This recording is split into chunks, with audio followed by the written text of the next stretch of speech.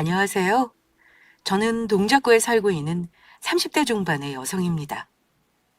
저는 30대 초반에 결혼을 했는데요. 결혼 당시 남편과 딩크부부로 살기로 약속을 하고 결혼을 하였습니다.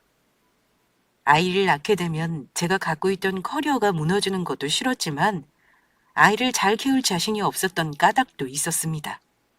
그리고 애초에 남편을 너무 사랑해서 한 결혼도 아니었기 때문에 더더욱 그런 생각이 들었는지도 모르겠습니다. 남편은 10번 찍어 안 넘어가는 나무 없다는 명언을 참 좋아했는데요. 그게 저 때문이었습니다. 소개로 만난 제가 마음에 든 남편은 진짜 그때부터 줄기차게 저를 쫓아다녔거든요. 물론 저는 남편이 별로 마음에 들지 않아서 계속해서 퇴짜를 놓았고요. 그런데 남편은 쉽게 포기하지 않더라고요.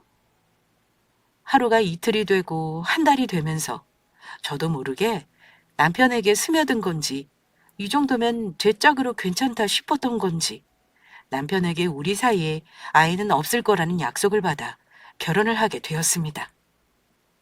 그렇게 결혼을 한 뒤로 저는 평상시와 다름없는 생활을 지속했습니다. 원래도 자취 생활을 오래 한 터라 요리하는 건 어려움이 없었기 때문에 퇴근 후에 먹을 음식을 2배로 늘리는 게 다르다면 다르다고 해야 할 정도로 결혼은 제게 커다란 이벤트는 되지 못했다고 해야 할까요? 물론 당시의 남편은 제게 헌신적이었습니다. 제가 요리를 하면 설거지라도 꼭 해주려고 했고, 주말이면 근교로 나들이를 가자고 끊임없이 제안했죠. 저도 그런 남편의 모습이 싫지 않았기 때문에 그의 기대에 부응하기 위해 최선을 다해 그가 하자는 대로 해줬습니다. 하지만 아이가 없는 부부 사이는 언젠가 금이 가게 마련일까요? 남편은 어느 순간 짜증이 늘었습니다. 퇴근하고 집으로 돌아와도 잔잔한 음악 소리만 울려 퍼지는 집이 숨이 막히다고 하더군요. 게다가 같이 회사 일을 하는데도 남편은 집안일을 도와주기는커녕 점점 저한테 미루기 시작했어요. 전 변화를 싫어하는 사람이라 남편이 왜 그런지 알 수 없었지만 남편은 이게 다 우리 사이에 아이가 없어서 이런 거라고 하더라고요. 전 아이가 없는 삶을 당신도 동의했기 때문에 결혼한 거 아니냐고 했지만 남편은 오히려 화를 냈습니다. 저도 물론 평생 아이 없이 살 생각은 아니었습니다. 지금 당장은 승진을 코앞에 두고 있고 제 자신의 커리어가 중요하기 때문에 조금이나마 밀어볼 생각이었죠. 그리고 남편과 살면서 그를 좋아하는 마음이 자꾸 커져 저도 아이가 생겼으면 좋겠다고 말할 참이었거든요. 근데 남편이 점차 비뚤어진 모습만 보여주는데 제가 그럴 마음이 생기겠어요? 전 남편에게 당신이 이런 식으로 나올수록 아이를 볼 기회는 없을 거라고 으름장을 놨습니다. 결혼 후 겨우 1년도 안 되어 벌어진 일이었죠. 1년 정도면 솔직히 신혼생활 누리며 알콩달콩 살아야 할 때 아닙니까? 1년도 못 참고 본성 드러낸 남편은 그날부터 더욱 막무가내로 굴었습니다.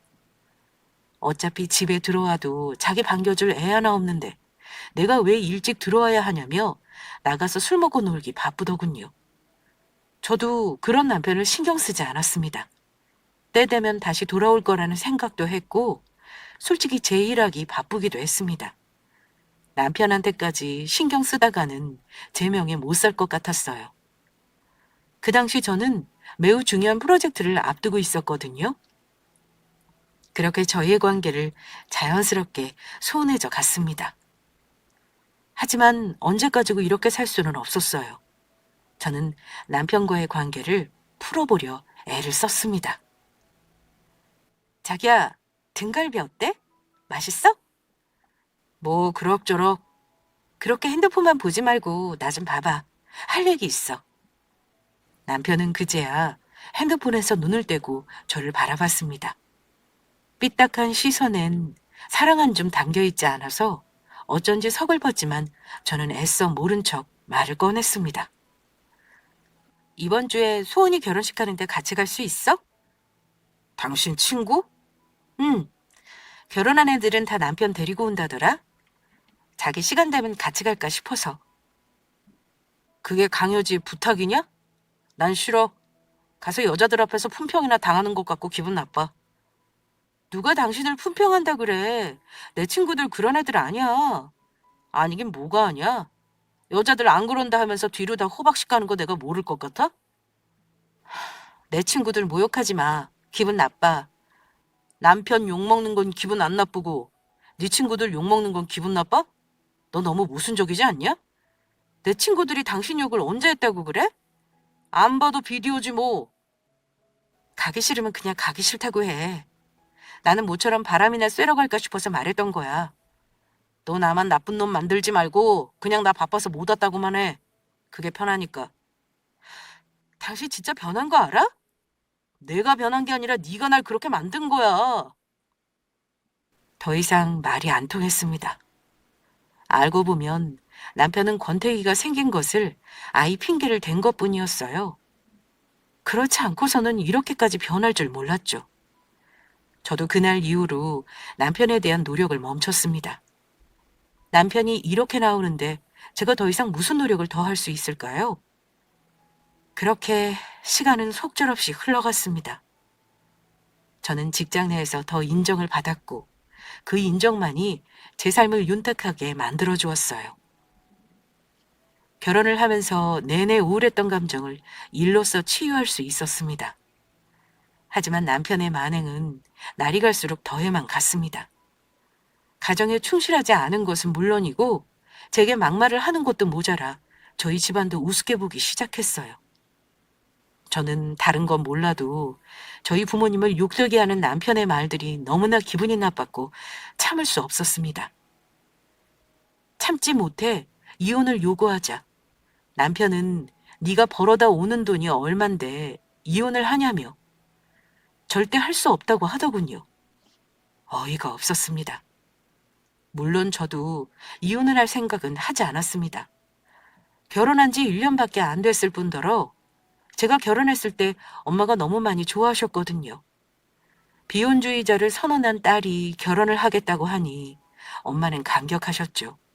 사위가 이런 놈일 줄은 추호도 모르고 말이죠.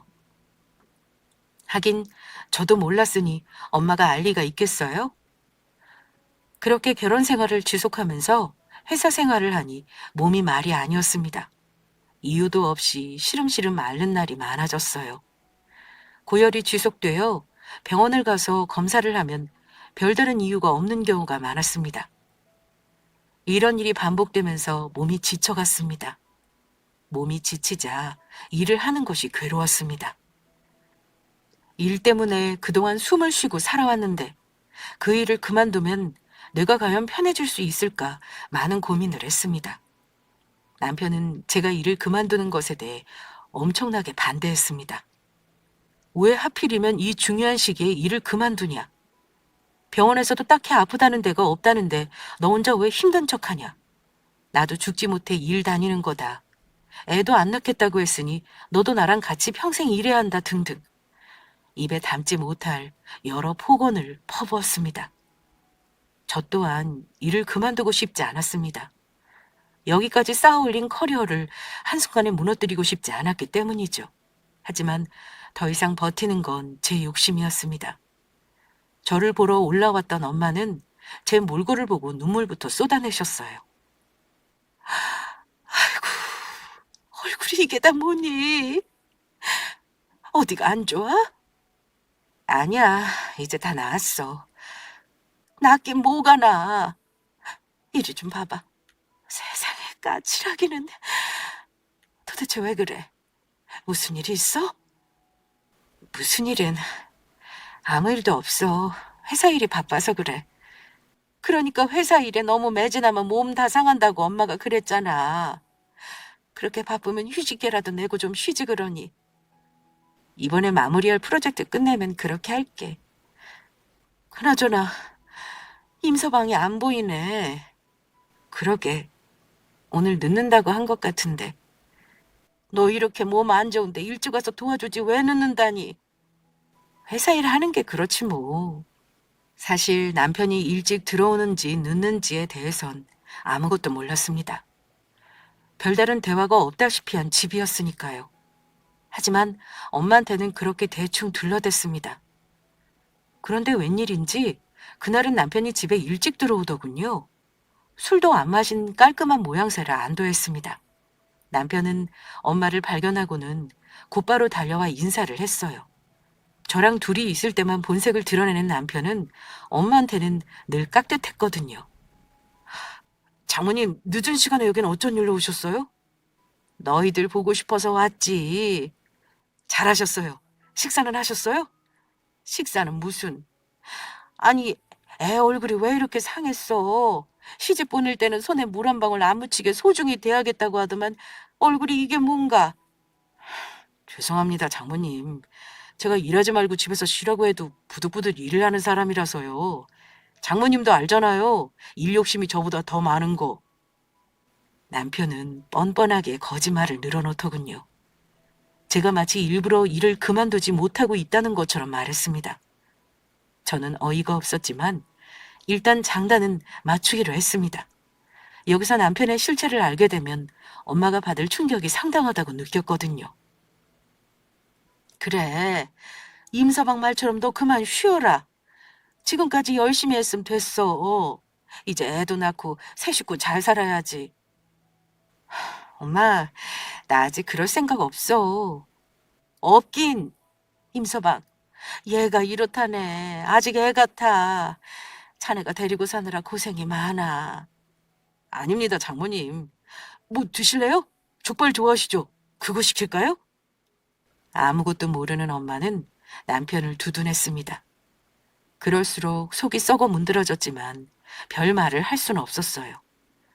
엄마와 함께 족발을 먹고 나란히 누운 그 시간에 근래에 들어 스트레스를 받지 않는 유일한 시간이었습니다. 참 좋았어요. 결혼을 하지 않았다면 아직도 이렇게 있을 수 있었을 텐데요. 그나저나 너 정말 애 생각 없어? 음, 엄마도 알잖아. 나 지금 아이 가질 몸 아닌 거. 회사 일도 바쁘고 몸도 안 좋아서 그래. 안 그래도 너 보니까 안 되겠다. 보약이라도 한 재 지어서 보낼 테니까 꼬박꼬박 먹어. 안 그래도 돼. 엄마 말대로 일 좀 쉬어보려고. 정말? 그래, 잘 생각했다. 계속 붙들고 있는 것도 네 욕심인 거야. 쉬면서 몸 좀 추스르고 이직 준비하는 것도 나쁘지 않을 것 같아. 그동안은 내 욕심 때문에 계속 붙들고 있었는데 그러니까 일도 일대로 안 되고 다 힘들어지더라고. 우리 희연이 다 컸네, 다 컸어. 다음 날 엄마는 집으로 내려가셨고 얼마 뒤에 보약을 보내오셨습니다. 그리고 저는 회사의 퇴직 의사를 밝혔습니다. 회사에서는 제가 그만두는 것에 매우 유감을 표했지만 저는 제 건강이 더 소중했습니다. 사직서를 내고 집으로 돌아왔는데 남편 신발이 보이더군요. 이 한약은 다 뭐야? 엄마가 보내셨어, 나 먹으라고. 그러면 그렇지. 장모님이 나 먹으라고 보낼 리가 없지. 용돈 따박따박 드리니까 이런 데다 쓰시고 아주 돈이 남아나시나 보네. 말 함부로 하지 마. 맨날 야근이랍시고 늦게 들어오더니 웬일이냐? 나 회사 그만뒀어. 뭐? 회사를 그만둬? 아니 왜? 몸이 너무 안 좋아서 잠도 못 자고 밥도 제대로 못 먹은 지 한 달이 넘었어. 당신은 모르겠지만. 겨우 그런 걸로 회사를 그만둬? 너 진짜 정신이 있는 애야 없는 애야? 누군 안 힘들어서 회사 꾸역꾸역 다니냐? 아하, 이제는 그냥 집에서 내 월급 갖고 놀고 먹겠다는 거지? 그런 식으로 말하지 마. 몸 회복되면 바로 일 구할 거니까. 그렇게 쉽게 일이 구해지겠어? 경력 단절되면 가장 일 구하기 힘든 게 바로 유부녀인데 말이야. 그래서 무슨 말이 하고 싶은 건데? 앞으로 우리 생활비는 어쩔 거야? 네가 쓰던 돈이 있는데 갑자기 긴축 재정을 하게 되면 무슨 생각이 있어야 할 거 아니야. 그리고 이렇게 중요한 일을 나하고 상의 한마디 없이 결정하는 게 말이나 돼? 얘기하려고 했는데 집에도 안 들어오고 전화도 안 받았잖아. 내가 더 이상 무슨 연락을 더 취할 수 있겠어? 당신은 우리가 부부라고 생각해? 불리하니까 또 그 소리네. 됐다. 나도 생각 없이 관둔 건 아니야. 일단 퇴직금도 있고 몸 조금만 회복되면 바로 일자리 구할 거야. 그래? 그럼 내 월급 꼬박꼬박 바칠 필요는 없는 거지? 네 말대로 곧 일 다닌다고 했으니까. 남편의 말에 대꾸할 힘도 없었습니다.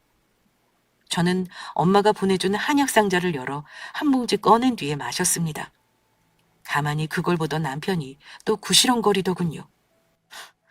아프긴 뭐가 아프다고 한약까지 먹고 난리야. 임서방 하더니 나한테 한약은커녕 약 하나 사준 적 없으시면서.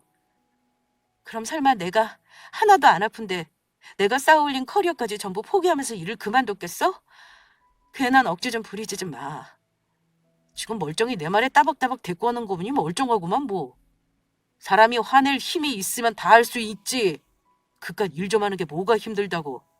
하여간 너는 약해 빠졌어. 그래, 네 맘대로 생각해. 저는 문을 닫고 방으로 들어가 버렸습니다. 남편이란 인간과는 1분 1초도 같이 있고 싶지 않았어요. 그의 얼굴을 보면 두통이 더 심하게 일어나고 뼈 마디마디가 아픈 것 같았습니다. 제가 아픈 원인도 전부 남편 때문인 듯 했어요. 그렇게 일을 그만두고 나니 그래도 숨통이 트였습니다. 아침이 여유로워지자 한약 하나를 먹고 동네를 산책할 시간도 생겼고요. 점심도 느긋하게 차려 먹을 수 있게 되었습니다.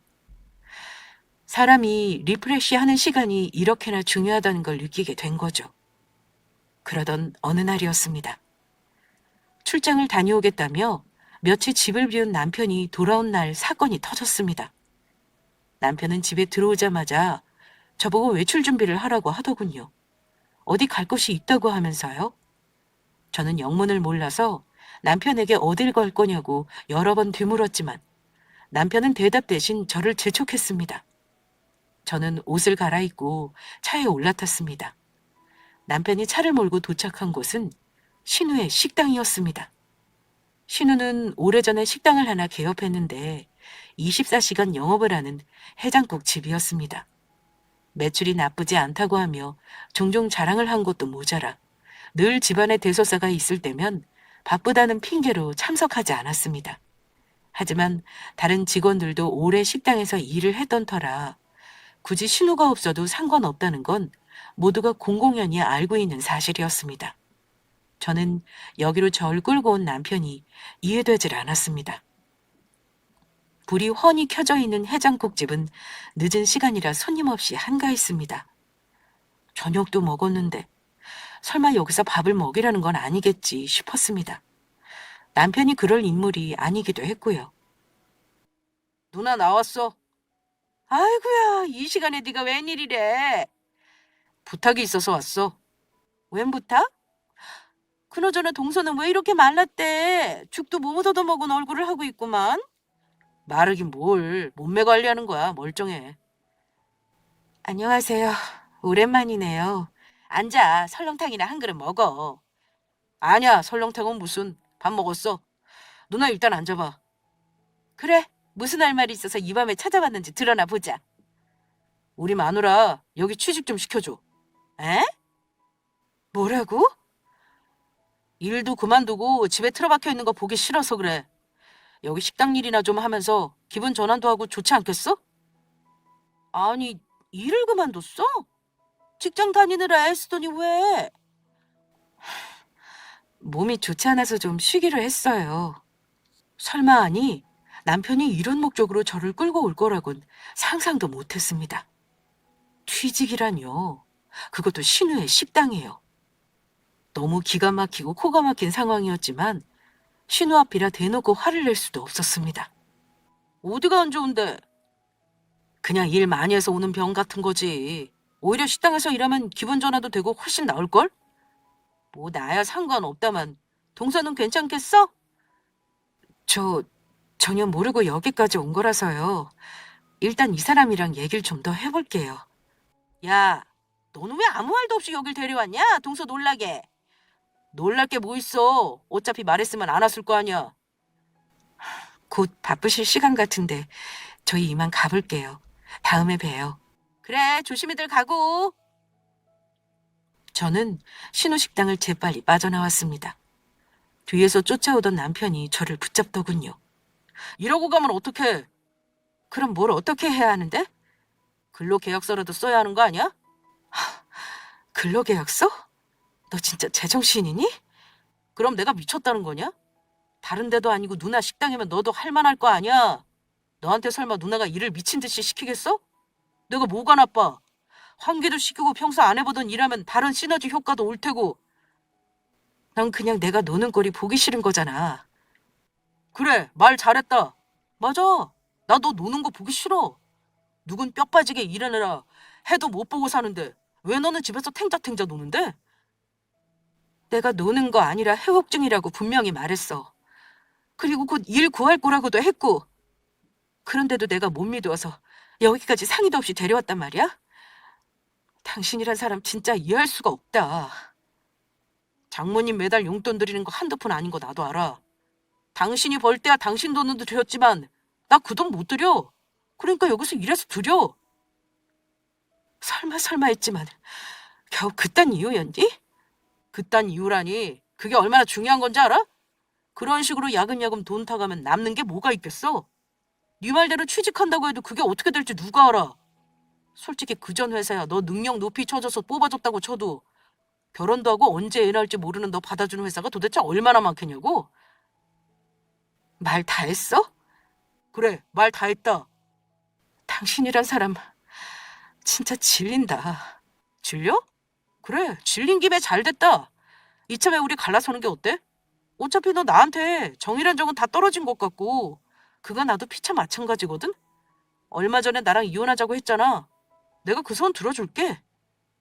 한때 나 사랑한다고 나 없이 못 산다며 무릎 꿇고 매달리던 그 인간은 어디로 갔니? 네가 나한테 이럴 줄은 몰랐다. 그래, 헤어져. 헤어지자 그러면. 내가 너한테 빌리기라도 할 것 같았어? 네 자존심에 나한테 빌 리가 없지. 정말 남편 말대로 헤어지는 게 가장 옳은 답이었습니다. 이혼을 피하기 위해 열심히 다른 길을 찾았지만 돌고 돌아 마지막 종착역은 역시 이혼이었어요. 집으로 돌아온 저는 눈물로 밤을 지샜습니다. 엄마에게 이 얘기를 어떻게 꺼내야 하며 앞으로 어떻게 살아가야 할지 미래에 대한 고민으로 마음이 착잡했죠. 다음날 수척해진 얼굴로 집안을 정리하고 있는데 모르는 번호로 전화가 오더군요. 또 무슨 설문조사나 보험회사일까 싶어서 받지 않으려다가 남편이 아닌 타인의 목소리를 듣는 게 심신의 안정이 될 것 같아 전화를 받았습니다. 하지만 전화는 의외의 인물이었습니다.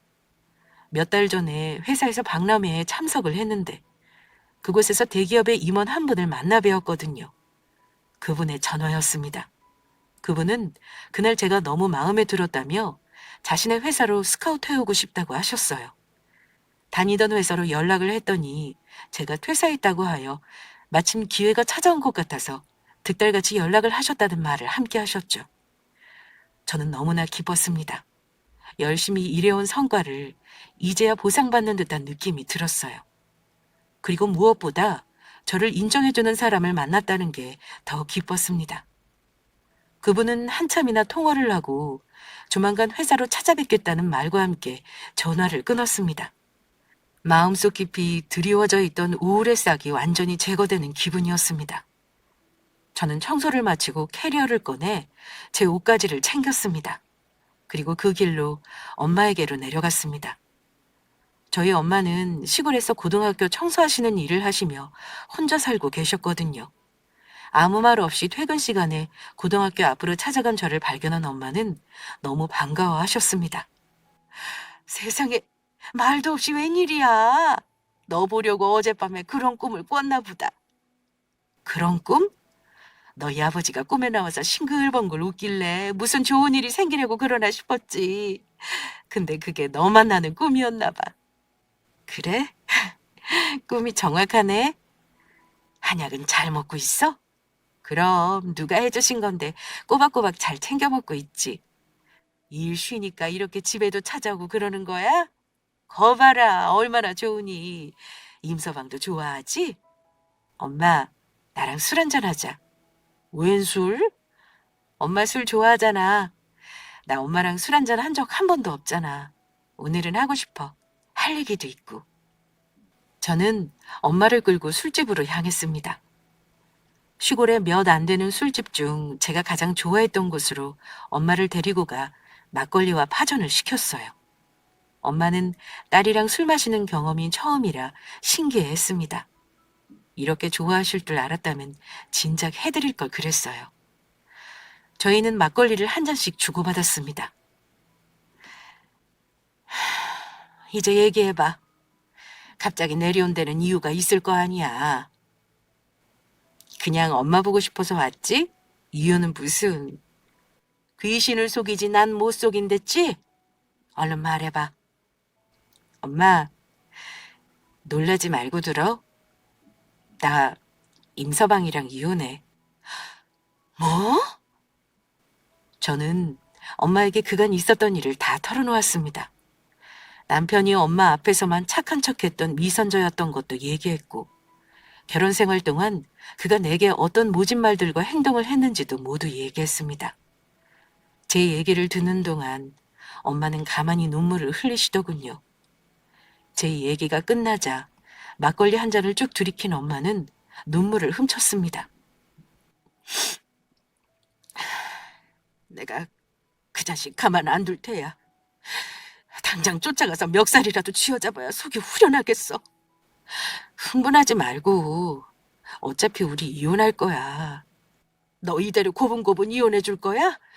어차피 그 인간은 네가 일도 그만두고 능력도 없으니 오히려 잘 됐다 생각할 텐데. 그럼 네가 너무 억울하잖아. 알아. 나도 그렇게 쉽게 이혼해 줄 생각은 없어. 그럼 무슨 방법이라도 있어? 사실 대기업 상무님께서 오늘 연락이 왔어. 날 스카우트하고 싶으시대. 전 회사에서부터 날 눈여겨보고 계셨더라고. 그분 말씀에 따르면 부사장님 면담만 하면 바로 채용될 거라고 하셨어. 다녔던 직장보다 연봉도 2배나 높고 다른 조건도 다 좋아. 아이고, 우리 딸 고생했다. 그럼 그놈한테 이혼하자 해버려. 나중에 울고불고 매달려도 절대 용서해주지 말고. 알았지? 마음 흔들리면 안 된다. 마음이 왜 흔들리겠어? 엄마가 보내준 한약 보고 자기는 한 번도 못 받아봤는데 너는 놀면서 한약이나 먹는다고 비꼰 인간이 그 인간이야? 진짜 인간도 아니야.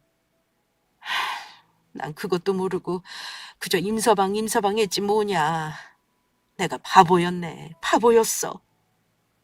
엄마 앞에서 멀쩡하게 굴었는데 엄마가 어떻게 알겠어. 나도 별말을 안 했으니 엄만 모르지. 괜찮아. 앞으로 우리 둘이 잘 살면 되지? 그거면 됐어. 엄마도 이제 힘들게 일하지 말고 서울로 올라와. 나랑 같이 살자. 아빠가 남긴 빚 이제 거의 다 갚아가잖아. 엄마도 숨통 좀 튀어야지. 고맙다. 고마워. 그날 저는 엄마와 오랫동안 얘기를 나눴습니다. 불쑥 내려왔지만 남편에겐 역시 연락 한 통이 없더군요. 어차피 이혼할 사이니 당연한 걸까요? 저는 다음날 다시 서울로 올라왔습니다. 그리고 얼마 지나지 않아 상무님을 만나 부사장님과 면담을 했고 바로 채용이 확정됐습니다. 이미 제 자리를 만들어 놓으셨다며 상무님은 제게 거는 기대가 크다고 말씀하셨습니다. 참 이상한 일이었어요. 그동안 그렇게 찌뿌둥하게 아프던 몸이 남편과의 이혼을 결심하자마자 가뿐해지는 게 아니겠어요? 매일 있던 두통도 사라지고 가슴에는 새로운 일에 대한 설렘만 가득했습니다.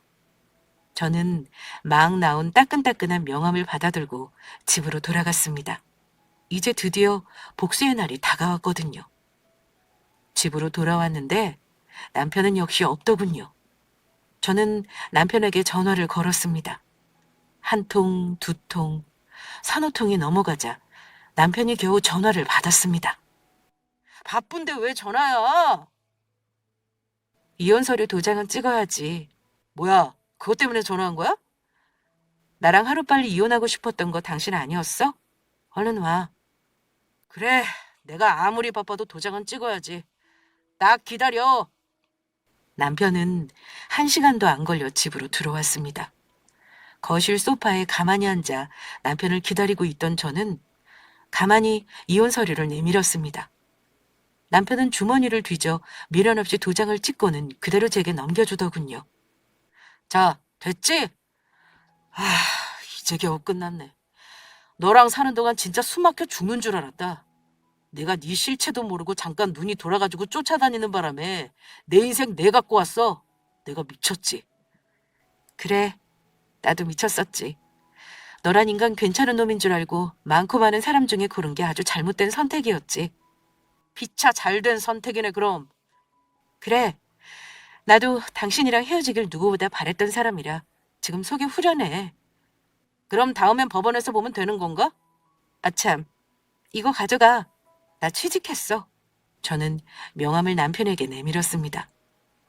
뒤돌아서 나가려던 남편이 멈칫하더니 명함을 받아들더군요. 명함을 읽어내려가던 남편 얼굴이 뒤틀렸습니다. 이게 맞나 싶은 거겠죠. 뭐야, 당신 이름이 왜 여기 적혀 있어? 뭘 놀라고 그래. 나 새로 취직한 회사가 여기야. 뭐? 남편은 뒤로 낮아빠질 정도로 놀라더군요. 얼굴은 새하얗게 질리고 저절로 뒷걸음질까지 치면서 말이죠. 남편 얼굴은 볼만했습니다. 제가 기대했던 것보다 아주 다이나믹했거든요. 이 정도까지 놀랄 일인가 싶기도 할 만큼요. 네가 진짜 이 회사에 취직을 했단 말이야? 그럼 그 명함이 가짜겠어? 아니, 이게 말이나 돼? 왜 나한테 아무 말도 안 했어? 이혼할 사이에 굳이 그런 얘기를 해야 해? 이럴 줄 알았으면 내가 미쳤다고 도장을 찍어? 여기 연봉 너 다녔던 것보다 2배나 많잖아. 잘 알고 있네. 일단 이혼 서류 줘봐. 내가 왜? 우리 이미 상호 협의간에 도장 잘 찍은 걸로 아는데? 나는 아직 합의 안 됐어. 이건 네가 새로 취직한 줄 모르고 찍은 거지. 이건 엄연한 사기지. 사기? 말도 안 되는 소리 하지 마. 그렇잖아. 설마 네가 이렇게 단기간에 빨리 대기업에 취직할 수 있을 거라고 누가 예상이나 했겠어. 암튼 이렇게 된 이상 나 너랑 이혼 못해. 내가 왜? 아, 나같이 돈 버는 기계를 이렇게 손쉽게 보내줄 수 없다 이거지? 그러게 왜 나한테 그따위로 대했어? 적어도 인간 취급이라도 해줬으면 이럴 일 없었을 텐데. 현아, 일단 그 서류 좀. 남편은 서류를 뺏을 듯이 굴었습니다. 하지만 제가 쉽사리 뺏길 수가 있나요? 제가 남편의 손을 피해 몸을 숙이는 순간 현관문을 열고 엄마가 들어왔죠. 혹시 일어날 사태를 대비하여 엄마를 부른 것이 신의 한 수였습니다.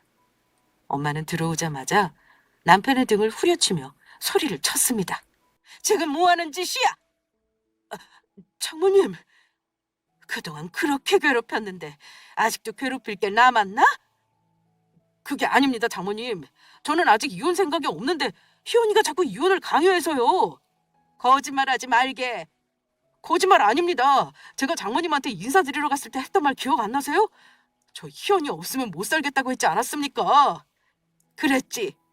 그래서 애손에 물 한 방울 안 묻히게 해주겠다고 떵떵거리며 데려갔지. 그런데 애꼴이 이게 뭔가. 자네한테 있으면서 아까운 내 딸 살은 쏙 빠지고 스트레스만 받아 아프기만 했지. 이러고 또 무슨 할 말이 남았어? 저는 다 희연이 걱정돼서 한 일입니다. 희연이가 갑자기 일을 그만둔다 하길래 그러면 상실감도 클 거고 힘들어할 것 같아서 그래서 누나네 식당에 카운터라도 보는 게 어떻겠냐고 데려간 거였다고요. 전부 다 오해십니다. 오해? 이게 다 오해라고? 진짜 질린다. 그만하자 우리. 희연아, 내가 했던 말들 그냥 잊어. 그거 내가 잠시 미쳐가지고 못대로 말한 거야. 진심 아니야. 너도 알잖아. 내가 너를 얼마나 좋아하는지. 말은 똑바로 하자. 네가 나를 왜 좋아해? 나를 돈줄로 보니까 지금도 붙잡으려고 혈안이 되어 있는 것 같은데 내가 넘어갈 것 같아? 장모님, 장모님 좀 조금만 말려주세요. 희연이 이러다가 정말 저랑 이혼할 생각이라니까요. 희연이 손에 있는 저 서류만 찢어주세요. 그럼 앞으로 희연이랑 정말 잘 살겠습니다. 예끼 이놈아! 저걸 찢긴 왜 찢어? 내가 자네랑 이혼시키려고 아주 새벽부터 벼르고 올라왔어. 장모님까지 왜 이러십니까 진짜. 아까만 해도 나랑 사는 게 숨막혀 죽을 것 같았는데 이제라도 이혼해서 다행이라며. 내가 당신 음성 녹음까지 죄다 따놨는데 들려줘? 어떻게 사람이 한 입으로 두 말을 해? 희연아, 그건 그냥 너 겁주려고 한 말이지. 안 그럼 너 계속 나한테 이혼하자고 할 것 같아서 나도 맞불 작전이랍시고 펼친 거지. 진짜야. 하다 별말을 다 하는구나. 네가 몰라서 그렇지 나 네 생각 많이 했어. 내가 네 생각 안 하면 왜 누나 식당에 너를 데려갔겠어. 야, 이 나쁜 놈아. 이놈이 아직도 잘했다고 따박따박 대꾸를 해? 엄마는 참지 못하고 남편의 머리를 한 대 쥐어박았습니다. 남편은 오버하며 머리를 감싸고 죽는 소리를 냈고요. 아야, 아파요, 장모님. 넌 맞아도 싸. 희연아, 가지 마. 왜? 무릎이라도 꿇고 빌게? 그럼 당장이라도 할 수 있어. 남편은 조금의 망설임도 없이 대뜸 제 앞에 무릎을 꿇더군요. 그리고 시키지도 않은 손까지 들고서는 최대한 불쌍한 표정으로 저를 올려다봤습니다. 어이가 없어서 웃음도 안 나오더라고요. 나 한 번만 용서해주면 안 될까? 사실은 나 회사에서 잘렸어. 왜 이렇게 저자세로 나오나 했더니 이유가 그거였구나. 매번 술이나 먹고 지각을 밥 먹듯이 해대는데 계속 버티는 게 용하다 했다. 다른 직장 알아보고 있는데 쉽지가 않아서 조바심이 나서 그랬어. 너라도 도모면 내가 새로 취직하는데 시간을 벌 수 있을 것 같아서 그랬던 거야. 다른 뜻은 없었어. 당신이 진짜 나를 가족으로 생각했다면 차라리 솔직히 털어놓고 같이 이 난관을 헤쳐나가자고 하는 게 맞지. 그걸 숨기면서 아픈 와이프 식당에 내모는 건 아니지. 내가 잘못 생각했어. 그냥 나한테 욕해. 나 한 대라도 때려도 돼. 너한테 욕할 내 입이 아깝고 때를 내 손이 더러워질까 봐 안 할래. 그냥 한 대 세게 때리고 용서해주면 안 될까? 이 엄마는 제발 한 번만 다시 생각해줘. 그러기엔 너무 늦었다고 생각 안 해? 그만 일어나게. 장모님, 제가 이렇게 부탁드립니다. 제발 한 번만 용서해 주세요. 자네가 이럴수록 더 구차해진다는 걸 왜 모르나? 남편은 막무가내로 버텼습니다. 하지만 그렇게 버틴다고 무슨 답이 나오겠어요? 저는 엄마랑 남편을 버려두고 집을 나왔습니다. 한참 뒤에 들어가 보니 어느새 남편은 없더군요. 저는 남은 짐을 챙겨 근처 친구 집으로 갔습니다. 같은 집에 있다 남편을 만나면 또 절 회유하려 들 게 뻔했기 때문에요. 최대한 빨리 이혼을 마무리하고 싶었던 저는 다음 주에 있을 출근을 준비하며 그동안 남편이 제게 했던 행동들에 대해 정리했습니다. 그리고 어떻게 됐을까요? 결과적으로 남편과는 이혼을 잘 마무리했습니다. 잘 마무리했다는 말이 조금은 이상할 수 있는데 그 과정에는 참 여러 가지 일이 있긴 했어요. 남편은 이혼을 끝까지 반대했지만 가정을 유지하는 데 귀책 사유가 참 많았던 사람인지라 이혼은 쉽게 결정이 났습니다.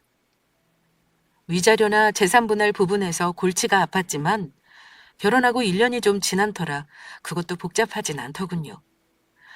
그렇게 이혼을 하고 난 뒤 저는 엄마를 서울로 모셔와 같이 지내고 있답니다. 새로 다니는 회사는 팀 사람들 분위기도 좋고 일도 즐겁습니다. 텃세가 있을 줄 알았는데 다들 그런 거 하나 없이 저를 반겨주는 분위기예요. 지금은 엄마와 함께 살며 지방에 있어 엄마가 누리지 못했던 영화나 뮤지컬 같은 공연을 주말마다 보러 다니고 있습니다.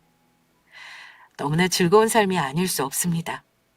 아팠던 게 무색할 만큼 저는 지금 너무나 건강하답니다. 남편에 대한 원망 때문에 했던 말이었는데 진짜 제가 아팠던 게 남편 때문에 생긴 병인 것 같더라고요. 그 원흉이 사라졌으니 지금은 몸과 마음 모두 너무나 멀쩡하답니다. 그 뒤로 남편에게서 간간히 연락이 왔는데 번호를 차단해 놨더니 술 취해서 친구 번호로 제게 전화를 걸어오더군요. 여전히 절절히 자신의 잘못을 빌고 있는 걸 봐서는 직장도 제대로 못 찾고 빌빌대는 것 같더라고요. 보통 그렇게 연락이 오면 마음도 심란할 법도 한데 남편한테 대인 게 워낙 많아서인지 속이 다 시원하더라고요. 지금은 뭐하고 사는지 모릅니다. 이게 더 속 편한 걸 수도 있고요. 저는 엄마와 함께 앞으로도 행복하게 잘 살겠습니다. 이 사연을 들으시는 여러분들도 모두 더 행복해지시길 바랍니다. 그럼 사연 마치겠습니다.